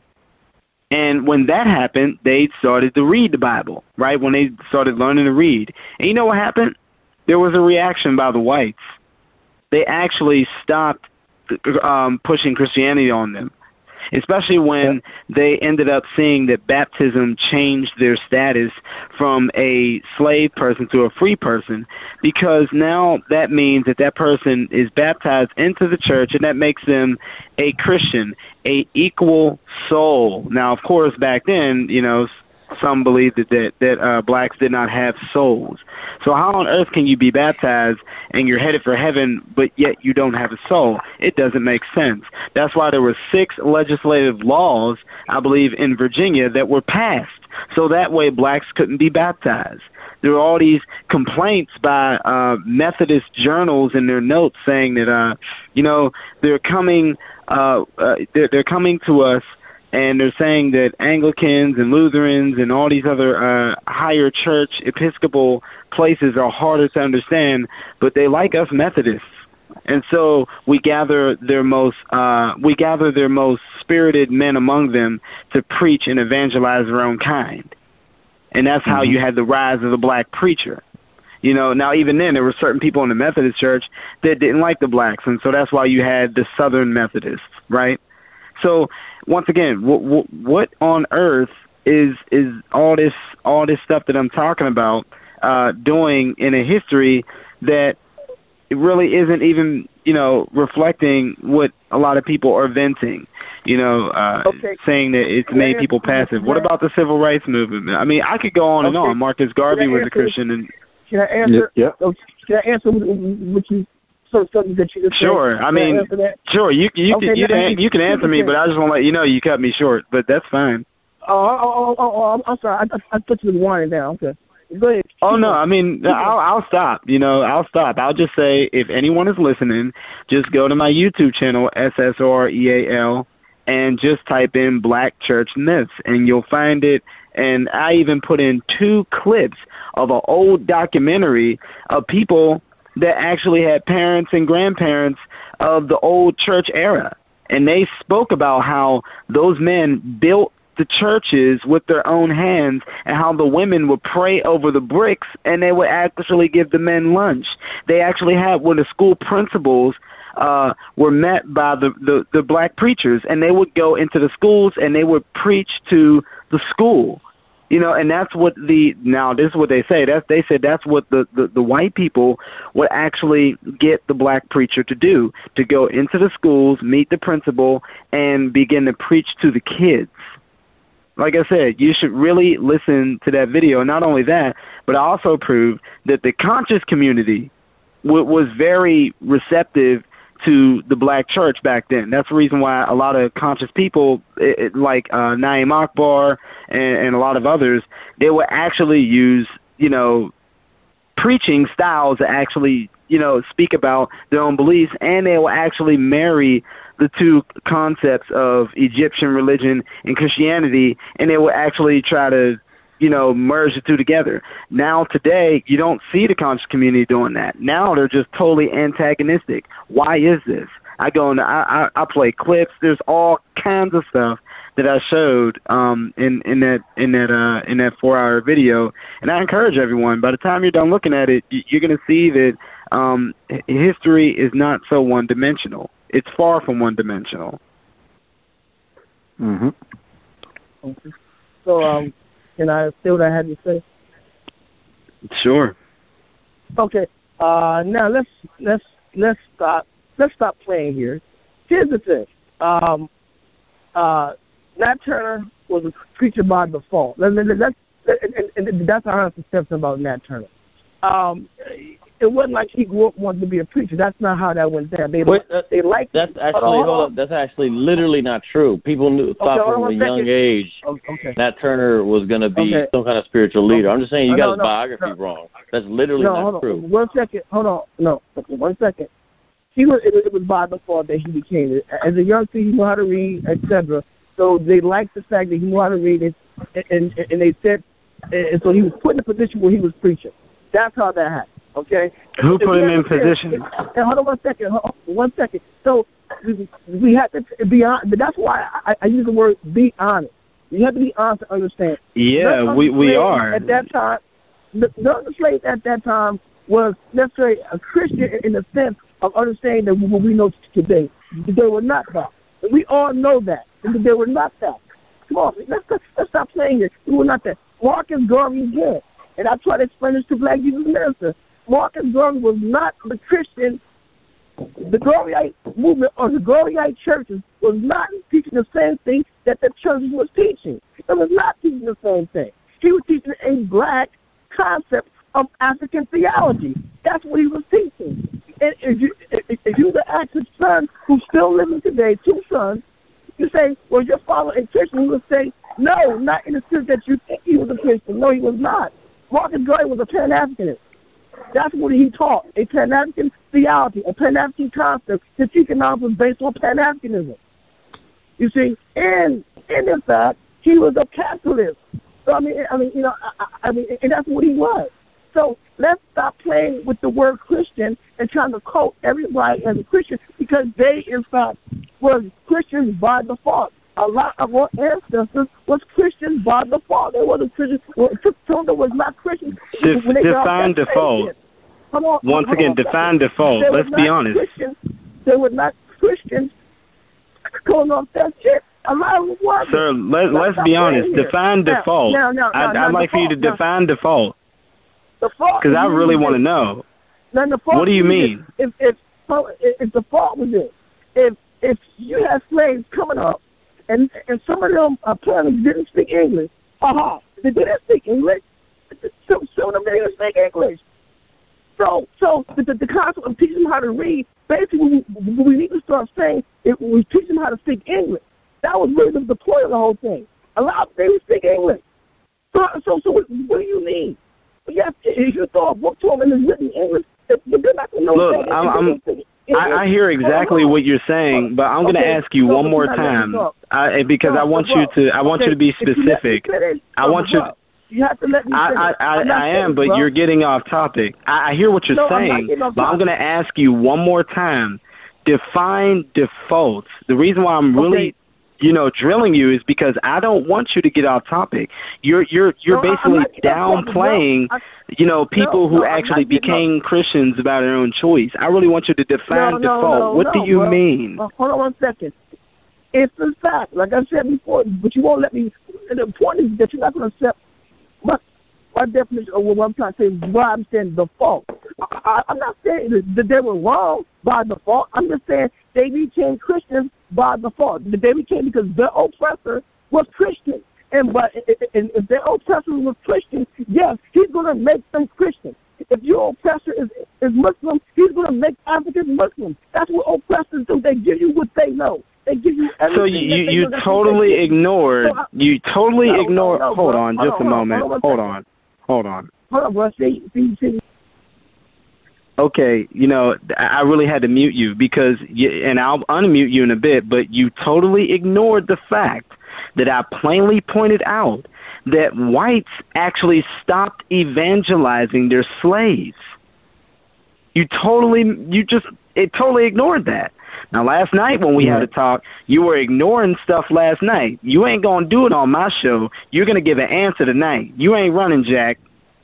Now, look, we have actual notes from Methodist white men that were complaining, saying, hey, these blacks are coming to us now because they are saying that they don't understand all the Lutheran and higher church stuff. And so, we're going to go ahead and evangelize them because there were other whites that, were basically ignoring them. And not only that, in my video that I did, that radio show, I actually have on recording where it was segregated in the church, where they have blacks in the balcony and the whites were down front. Why would they do that? Again, you totally ignored the fact that they put legislative laws in place so that way blacks would not be baptized. Why? Because therefore they could no longer contend the theological false doctrine that black people did not have a soul. You totally ignored the fact that I said that blacks gravitated toward the Bible and they drove themselves to read, which went totally against the whole white Jesus image that you claim that was being put up just everywhere. And after that ended up failing, well, once again, the whites started detracting from trying to, push Christianity on their slaves. But you know what? It was too late. And they were also afraid of all these revolts, that because they kept reading the Old Testament about the Jews being freed from the Egyptians, the whites were afraid. You ignored the fact that these three big revolts were started by three Christian men. You totally ignored it. You said that they were Christian by default. You downplayed any reason as to why they became Christians in the first place. I'm asking you, define default and deal with what I actually put before you. Now I'll unmute you. Okay, well, now, let me get one straight with you, Ssoreal, bro. And you can take your time, too. Hold on 1 second, brother. This is Brother Yeshua. So, as far as last night, bro, I didn't talk to you last night, so I don't know what the hell you're talking about. Okay, that's number one. Oh, okay, I'm sorry. I guess you sound real similar to somebody. I'm sorry. Okay, that was my mistake. So I don't know what you're talking about last night. Yeah, that was my mistake. Yeah. Okay, second thing for you, yes, bro. I'm not going to define the fault because you want me to define the way you want me to define it. I don't. No. Okay, I don't want you to go off topic. No. Because I didn't go off topic. You interrupted me while I was trying to make my point. Why I'm saying it was by default. I'm saying historically in this country, the reason why I say it's by default because when they got off that boat initially, some of them couldn't speak English. So what? So it's about almost like the second generation down the line, they couldn't even speak English. So yes, I'm saying yes. Some of them, including Nat Turner, became Christians for I'm concerned by default. Not it didn't make them bad people because they became Christians. That's not what I'm saying. I'm saying because of their oppressors being Christian, this is why they became Christians. Not because they were bad. No, that's not what I'm saying. So I'm just saying this, but and then I'm gonna get off this line with y'all. I really am, because this is why I don't deal with Christians. I don't even try to talk to them because this is one reason why I don't even deal with it, because they stuck in a system, a concept of religion that continues to oppress us. The people in Tulsa, Oklahoma, were Christians. Some bastards went and bombed them people, bombed them over a lie. And I say it again, those were Christians who did that to them. These were Christians. Come on, man. Okay, and just like we talked about. Once again, just went off topic. I see what you're saying. I mean, I do see what you're saying, how you're putting things together, but two things. One, with the whole Tulsa thing, you kind of went off topic when I asked you to define default. And two, you end up saying that that the whites press a Christianity on them. And once again, you have not dealt with the fact that they stopped doing it. You just blurted out what you believe. You're not even dealing with the history that I'm giving you. The problem that you're not. Right. and this is the problem that we have right now with a lot of misinformation and propaganda that comes from those that's against Christianity. For instance, I sat down with Marcus Garvey family in the 90s with the New Black Panther Party, and they definitely said that their father believed in Christianity. And this is when I wasn't even a Christian. And just so we right, I mean, I heard his speeches. Once again, if you go into the philosophy and opinions of Marcus Garvey, he clearly says, as I read, I believe in God the Father, God the Son, and God the Holy Spirit. I endorse the Nicene Creed. I believe that Jesus died for me. I believe that God lives for me as for all men, and no condition you can impose upon me by deceiving me about Christianity will cause me to doubt Jesus Christ and to doubt God. I shall never hold Christ responsible for the commercialization of Christianity by the heartless men who adopt it as the easiest means of fooling and robbing other people out of their land and country. So yes, he believed specifically in the Nicene Creed, which I believe in, which most Christians that you bump into believe in.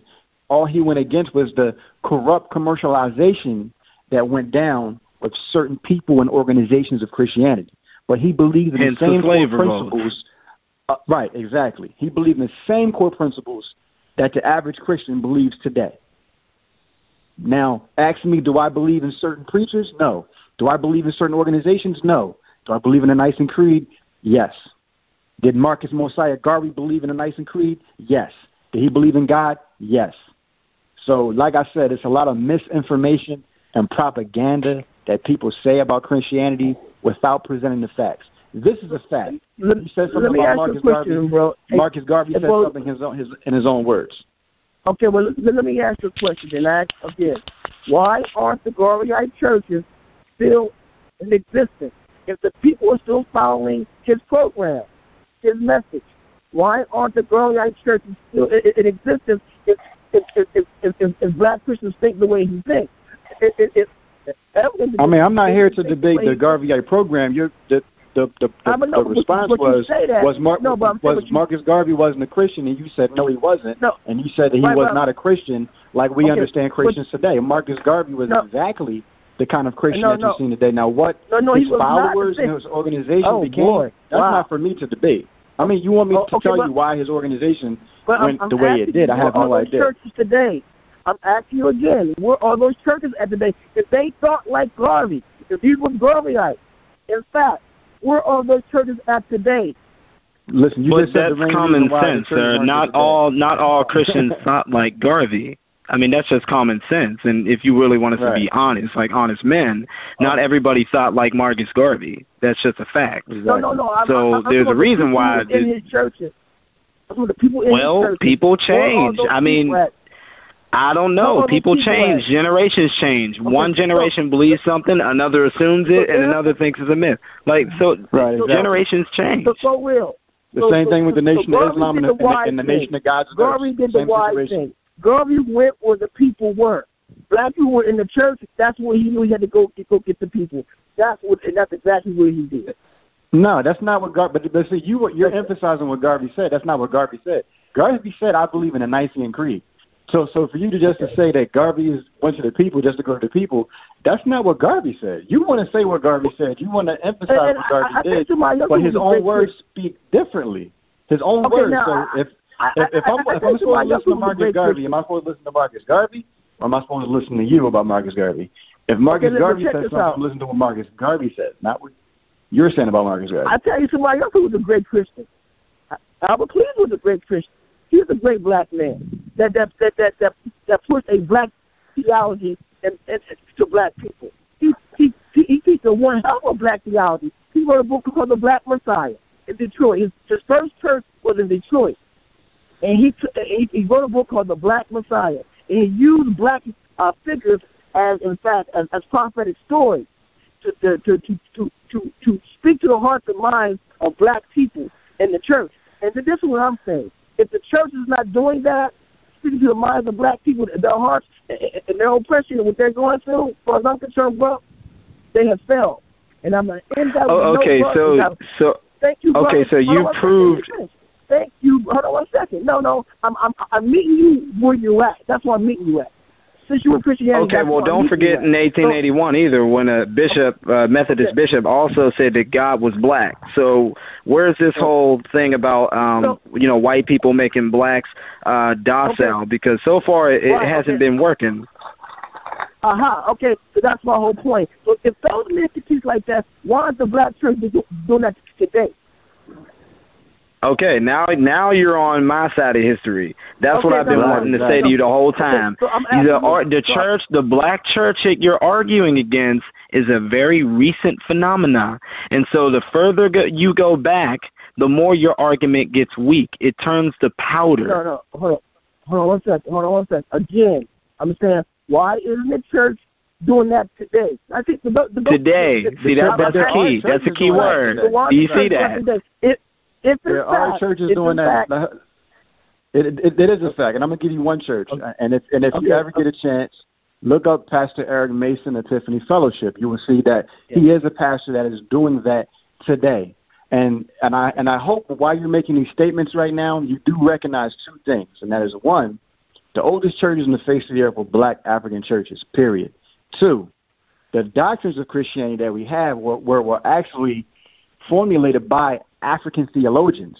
So I'm sure you know about Athanasius. I'm sure you know about Augustine. I'm sure you know about Tertullian. And these are African forefathers who have been whitewashed by white academia Christians, but we know the true history of who they are. So we're doing the research. We're doing the homework, and we're propagating a true Christianity.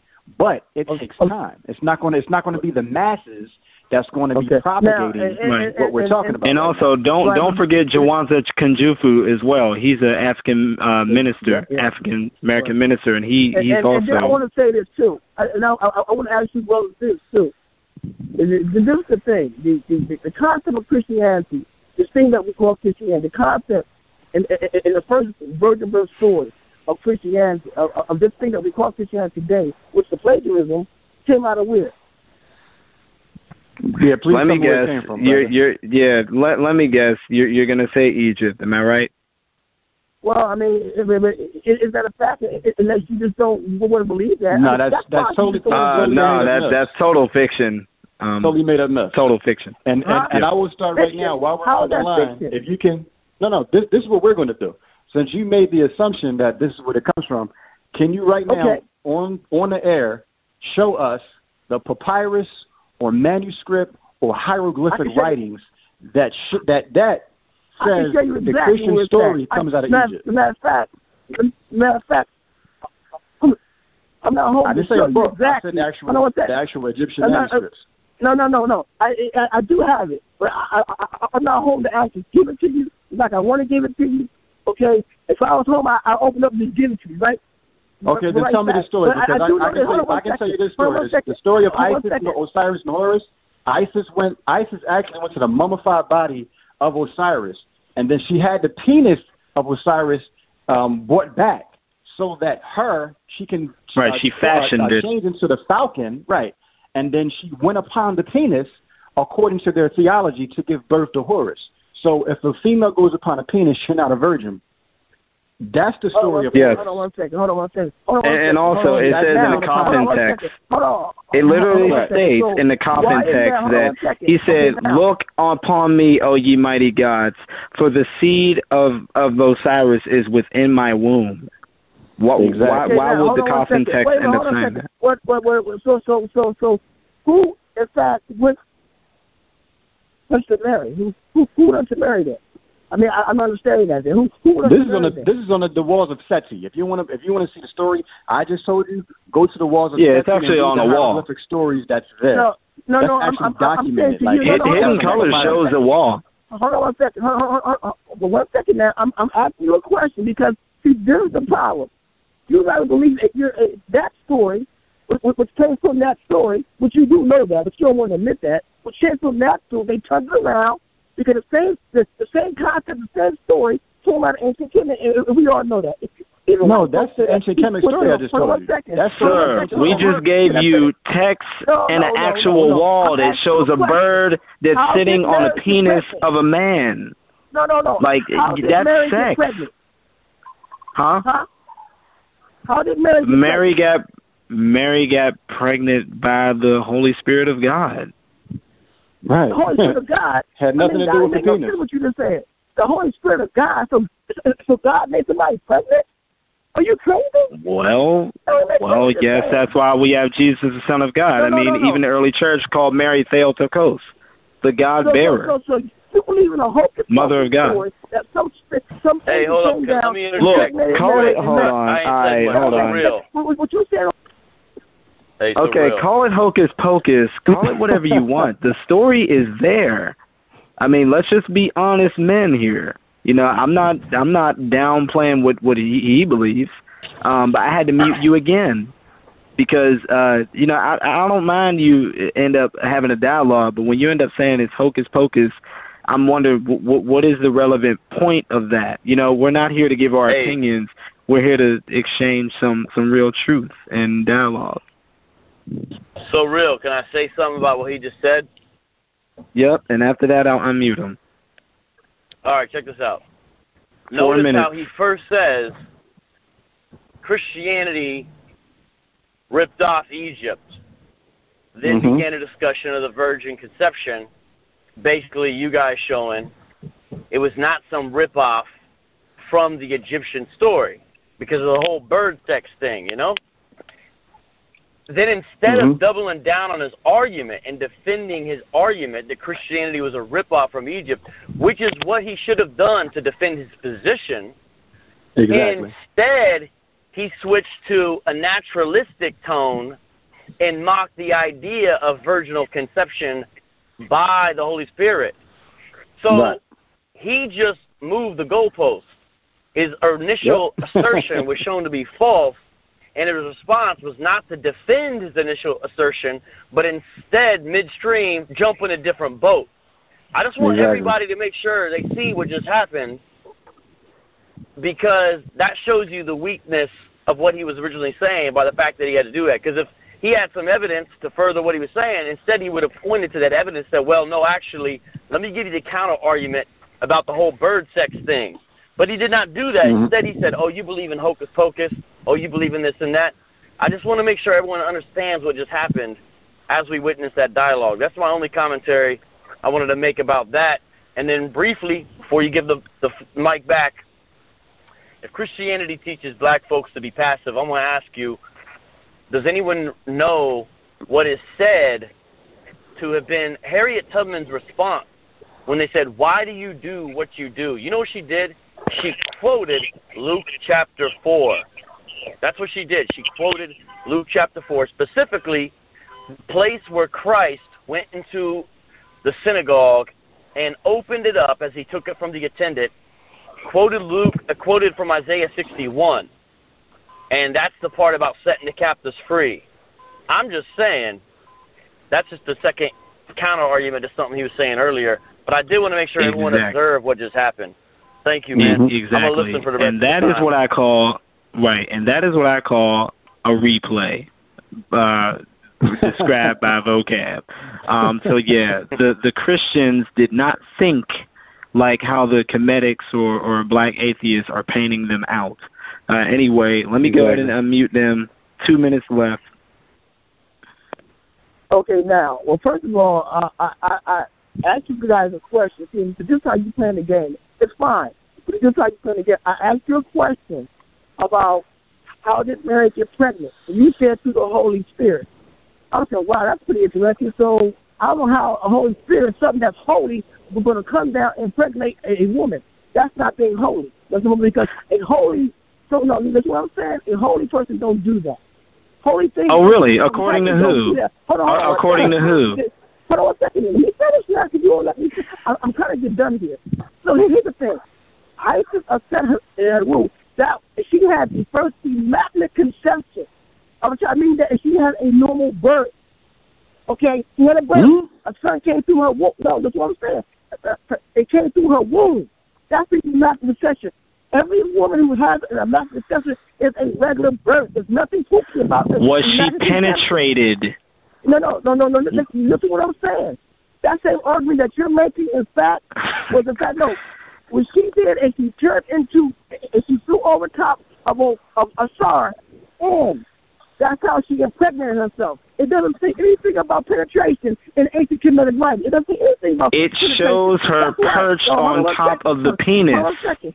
It literally shows her perched on top of that. So I'm asking you a question again, and this is where we fall out at. I'm asking you a question again. We got 30 seconds, bro. How get pregnant? I'm asking you a question. I've already told you how, and you said it's not. You said it's not holy. You just said it's terrible, and you said all these opinions. I already told you how. No, because you can't explain it, bro. That's why you can't explain how she got pregnant. Right, I can't. Right, I can't explain that. I can't explain walking on water. Just like you can't explain how she turned into a bird. You can't explain that either. That's not saying. We have 5 seconds, and we're no longer on air. 314, you are live. 314, you are live. Well, Joshua was right. The Annunciation, the birth story that you're talking about, or that he's talking about, is on the walls of the temple in Epiphany, also called Luxor. The scene show Aset with the Netcher, the Houthi, is announcing to her the virgin birth that she's going to have, the Immaculate Conception. The next scene shows the Netcher Nep acting as a damn Holy Ghost, and the Netcher Heteru are symbolically impregnating Aset by holding, which is a symbol of life, to her nostrils. Then, of course, it goes on to show her sitting on the birthing stool, where she gave birth to the Holy Child.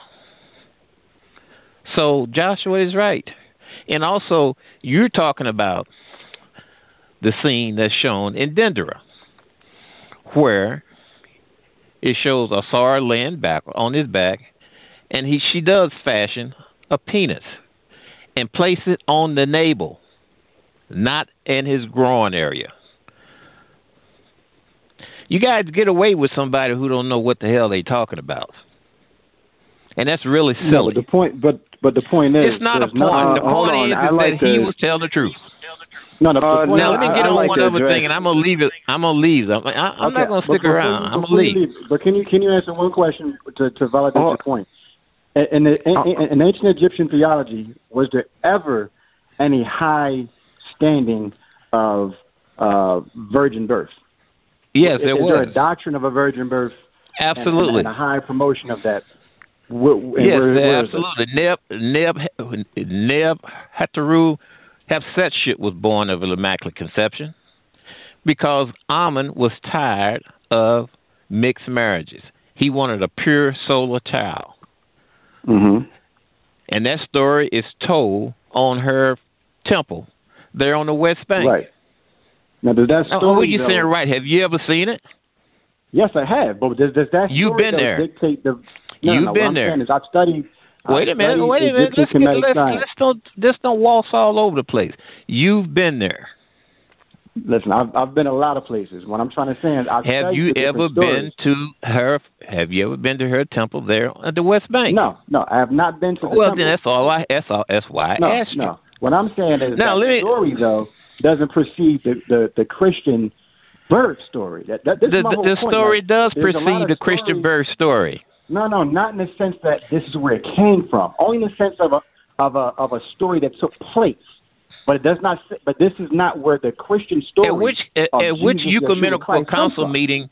At which ecumenical council meeting did the whole virgin birth story, as it applies to the Mary and Jesus? Which one did that come out of? It had to come out of 325 A.D., which was the Council of Nicaea, right? No, when we're talking about Aset, then we're talking about the 18th dynasty. Now, let me go on a little bit more, and I'm going to leave y'all go. Separate story, though. No. I think the I actually did want to address you. A separate story and. Well, hang on for a second. Proceeding. Wait a minute. Let's hang on for a second because we all know that the Romans and that came into Kemet. After the 25th dynasty, Kemet wasn't what it was supposed to be. Somebody mentioned earlier about blacks having schools come out of Christian churches. That's not true. The Peabody Fund built over 16,000 churches. 16,000 schools for Negroes in the latter part of the 1800s going into the 1900s. They spent over $50 million. the Peabody Fund and Southern taxpayers. Right, but they maintained 16,000. They maintained 16,000 free colored schools. It wasn't black Christian churches that provided educational facilities for black slaves. It's just not true. Yes, you guys go ahead. As far as the black community is concerned, not as far as somebody else. We're talking about what black people do in their own communities. Not with the Nation of Islam, the 5%ers, the Moorish Science Temples, the Pan-Africanist movement. Where do blacks build schools at? Where do black churches build schools at? Most black churches, they are using what was left over from Catholic churches. And them schools are closed. Right, but it still was the foundation. Not according to the documentary. We have a high school here. We have a high school here in St. Louis called Cardinal Ritter. That's not built by black people. That's built by the Orthodox. I actually showed some great audio clips in my Black Church Myths kind of thing where, you actually did have blacks who actually did build schools. I mean, some of them are still standing, and also this is part of the Methodist Church. Let's name some. I forget, but there was a Baptist church. There was another where it was a very old Methodist church, and by it, they actually built these little small schoolhouses because they really encourage everyone to read. We all know why they encourage everyone to read, because, hey, that was the great key to education back then. But one thing I did want to address about what you said about the whole mural, what you're basically viewing, everyone knows this, that's basically just a conception of the king. That's the rule of Pharaoh. That's it. It's not talking about... Right, it's not talking at all about Horus or anyone like that. That was just a way where the coming king was to be born. Well, that's not true. It didn't say anything about virgin birth. The newborn. Well, let me say this: the newborn, was Heru, who was portrayed. And he also went on to show him receiving these gifts that comes out of this "We three kings of glory of the door." All that there is on the walls. That is not Heru at all. There's not even symbols on top of. There's not even symbols on top of the woman's head. It's just a regular woman. Right. The newborn, the scene of the newborn baby after she is sitting on the birthing stool. Right. The baby is Heru. The baby was just the next ruling king. If it was Heru, that woman would have a symbol on her head. That was just her giving birth from getting pregnant from her king. That was just any pharaoh. Well, then why would Tahuti talk about... Wait a minute. Why would Tahuti talk about the Immaculate Conception then? Why would they hold Where did he talk about Immaculate Conception? Where did Tahuti quote Immaculate Conception? Why were they holding ox to her nose? Because that was their spiritual way of blessing a child in the womb. I mean, Egyptians did all kinds of spiritual things. So they held ox. Wait a minute, hang on. So if you say that's true, so they held ox to Rameshu II too as a spiritual way of blessing the child in the womb. He was a male. He didn't have no child in his stomach. Look, I guess then they were blessing the male. No, wait a minute. Hang on. I'm going to do this. I'm going to let you guys go on. Go find out some more about the topic you was talking about before you want to debate it with somebody who know more about it than you do. You guys have sure, because I've read and studied that, so I do know about it. But, okay, I mean, that's fine. I mean, there was something else you brought up, too, but I forgot what it was. But I wanted to address it, but I forgot what it was. Yeah, the fact of the matter is there's no consistency in the Egyptian text nor Egyptian theology when it comes to breaking down any doctrines. There is no commentary on the Egyptian text. Right now, people esoterically read into the text what they want to read into the text in order to create a doctrine. There was never no doctrine of a virgin birth in Egypt. You would, if there was, you would see it perpetuated throughout all of his dynasties, throughout all of his different manuscripts, and you don't. You know, you see individual dynasties, individual periods talk about individual situated, isolated instances, and people are trying to take a whole bunch of different instances and make something up from many different texts to create this facade of theology, and there is no theology. At one point in time, this king might have had this theology. At another point in time, this pharaoh might have had this certain theology. This god might have been reigning at this time, this god at another time. This might have been holy during this stage, this holy during another stage. So there's no consistent theology among. I got one more thing I want to bring to you.